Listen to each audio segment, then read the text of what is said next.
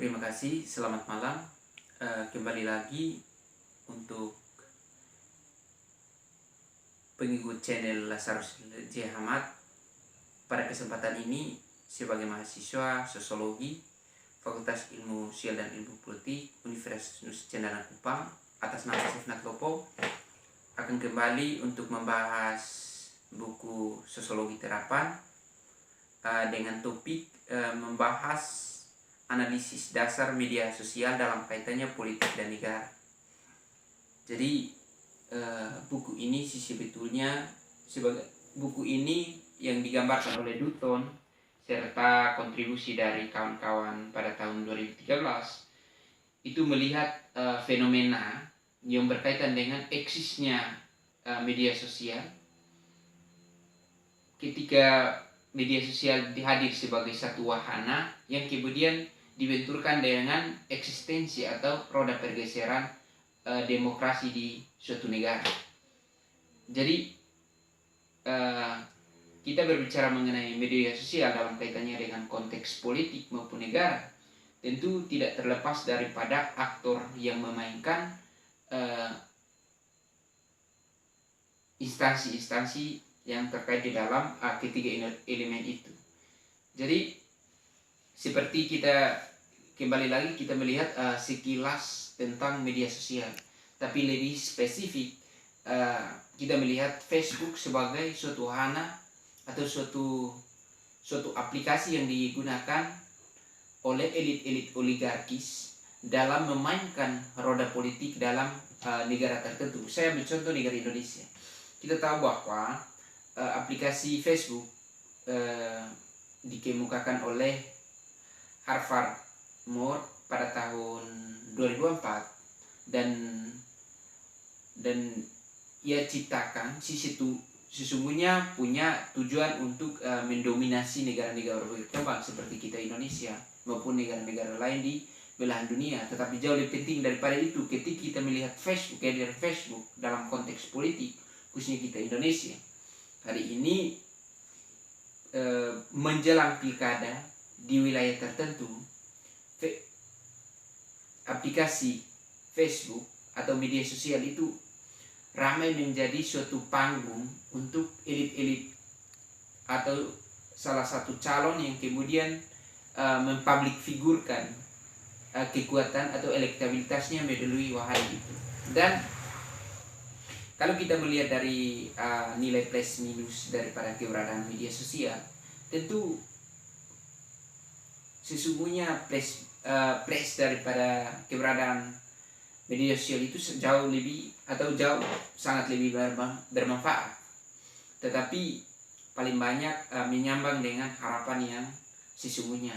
Saya ambil contoh dalam Kemeninfo pasal 27 ayat 3 yang berbicara tentang IT, undang-undang IT. Hari ini banyak para pengguna aplikasi Facebook dalam konteks politik paling banyak saling hujat, saling menjatuhkan satu sama lain, saling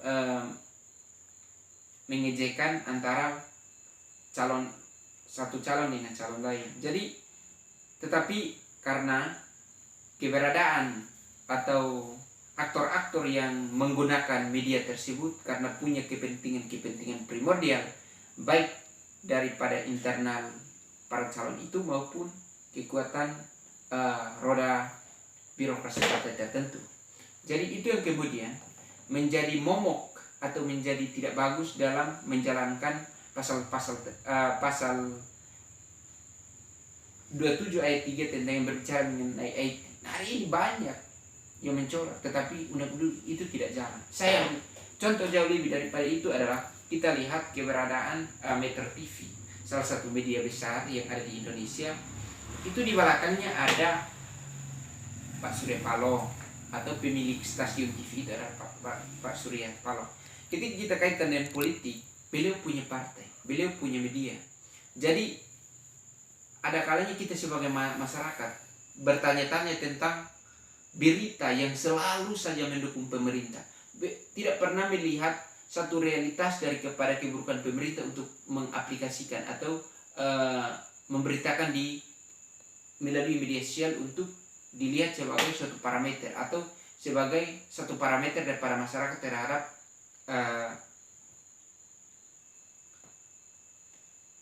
pemimpin tersebut. Yang berikut, kita diskusi tentang atau kita berbicara mengenai bagaimana media sosial.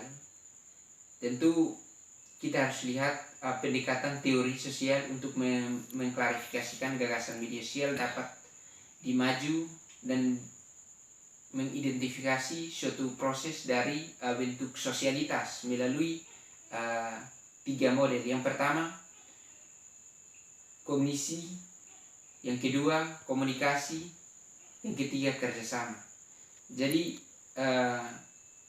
antara kerjasama dalam sebuah media sosial, seperti saya sampaikan awal tadi tentang yang berkaitan dengan undang-undang.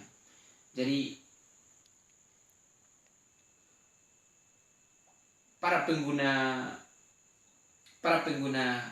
aplikasi tersebut seharusnya ketika dia memperankan harus jalan sesuai dengan rel atau undang-undang yang berlaku.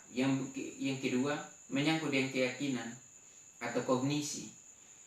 Kognisi yang dimaksudkan dalam konteks media sosial atau keyakinan adalah bagaimana rasa ingin tahu setiap manusia dalam menggunakan medsos.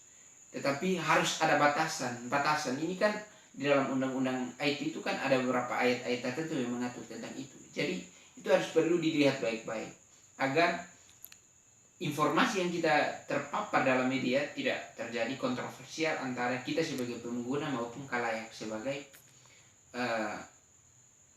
konsumsi informasi yang telah kita publish. Contoh, di dalam penggunaan Facebook sering ada status, ada JP atau jet pribadi yang berkaitan dengan internal antara individu dan individu. Tetapi yang jauh lebih berbahaya tentang persoalan nanti muncul persoalan adalah update status. Yang berikut, menurut pandangan ini memiliki fitur kognitif tertentu yang mereka gunakan untuk berinteraksi dengan orang lain, sehingga ruang interaksi bersama dibuat. Jadi kalau kita melihat daripada 3 gas antara lalu kita kaitkan dengan persoalan kognitif, itu lebih kepada kemampuan intelektual. Jadi hari ini kita tidak bisa membedakan mana yang pengguna media secara intelektual, mana yang tidak. Kita tidak bisa bedakan. Karena yang menjadi parameter dalam penggunaan medsos itu bukan soal kognitif lagi, tetapi yang menjadi parameter adalah soal kapitalisasi, soal kemampuan kita memiliki modal, soal kemampuan kita memiliki uang untuk menggunakan aplikasi tersebut. Sehingga sulit untuk kita menggunakan tiga syarat tadi untuk melihat keberadaan media sosial. Daniel Trotter dan Christine Furs dan Jürgen Habermas menjelaskan bagaimana masyarakat modern didasarkan berbagai bidang di mana manusia bertindak dalam peran yang berbeda. Ia menyatakan bahwa masyarakat modernitas mengakibatkan satu, pemisahan ekonomi dari keuangan dan rumah tangga sehingga ekonomi modern berdasarkan tenaga kerja, upah, modal. Yang kedua, muncul lingkup publik politik di mana manusia bertindak sebagai warga negara.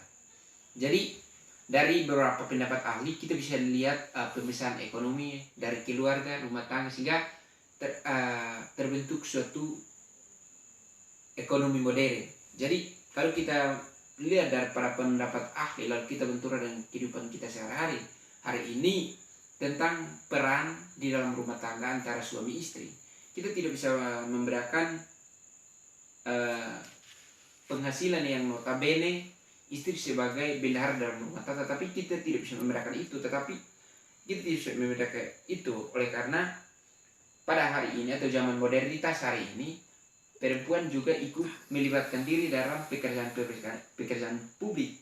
Bukan lagi dia menjadi pekerja konvensional atau bekerja di rumah, sehingga dia mampu menghasilkan upah, sehingga uang itu punya kotak atau kepunyaan istri dan kepunyaan suami. Sehingga di dalam keputusan publik atau yang berkaitan dengan politik, ya untuk urusan politik itu kan urusan istri. Suami tidak bisa mengintervensi istri tentang pilihan politik. Yang berikut,